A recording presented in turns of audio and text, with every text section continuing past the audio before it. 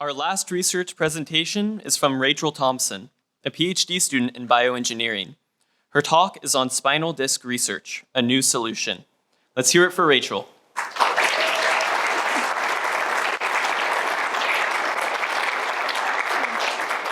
Well, thank you, Eric, and thank you everyone for being here today for the showcase.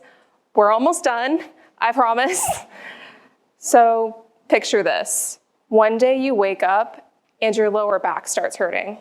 Now, this isn't I can take an ibuprofen and everything will work out through the rest of the day sort of pain. This pain is sharp, it's coming on quick, and it's really impacting your daily life. So you go to your physician and they diagnose you with the leading cause of disability worldwide. You are now one of 619 million people who will get this incredibly technical diagnosis of low back pain. So why is this happening? Well, in between the vertebrae of our spine are these cartilage discs that let each of us move and bend and flex every single day. But what we see over time are these discs begin to degenerate, causing herniation, or as most of us probably know it, as getting a slipped disc. If you think of your back as a jelly donut, it'd be going like this. That's the jelly spilling out of the disc onto your nerves, causing you severe pain. Now, when we look at treatments, we mainly have two options. One, you can live with it, manage the pain, I hope it gets better. Or two, if the pain is that severe, surgery. Now, that's not a lot of options. And that's because when we look at creating new treatments, we want to research with whole human discs, mainly for the accuracy and also so we reduce the amount of animal studies.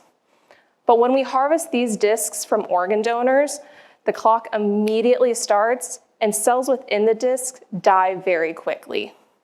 We simply cannot keep cells alive in these discs long enough.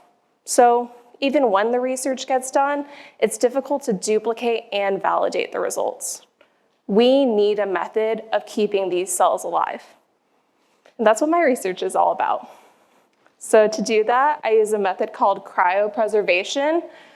And this means freezing, but not like the kitchen and your chicken freezer freezing. It's deep freezing. It's negative 135 degrees Celsius freezing. The great thing, we can keep these cells in the discs alive in a state of sort of suspended animation until we need them for the research. Now, this sounds simple enough, so why isn't it already done? Well, cryopreservation is a difficult process. We can't just whack some discs into negative 135 degrees Celsius. It'd be like giving someone frostbite. So we need to use specific chemicals to protect the cells as they're being frozen. Now for the bad news, the chemicals can damage the cells if they're not frozen quickly. And it can take a while for those cells to absorb all of that liquid. So we need to speed up the process of getting those protective chemicals into all parts of the disc, from those outer structures into that inner jelly.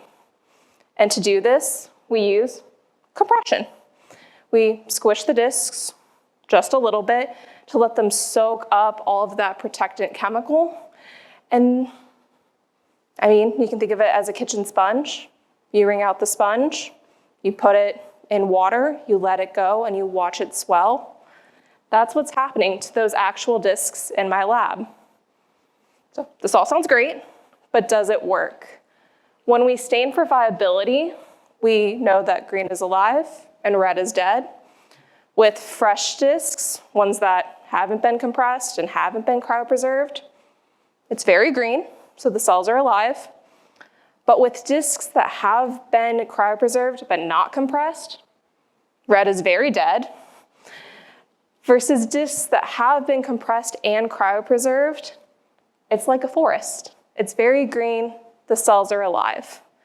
We can see with our own eyes that compression is key to keeping these cells alive. By combining cryopreservation and compression, researchers can find new treatments to help those 619 million people with low back pain. Well, thank you.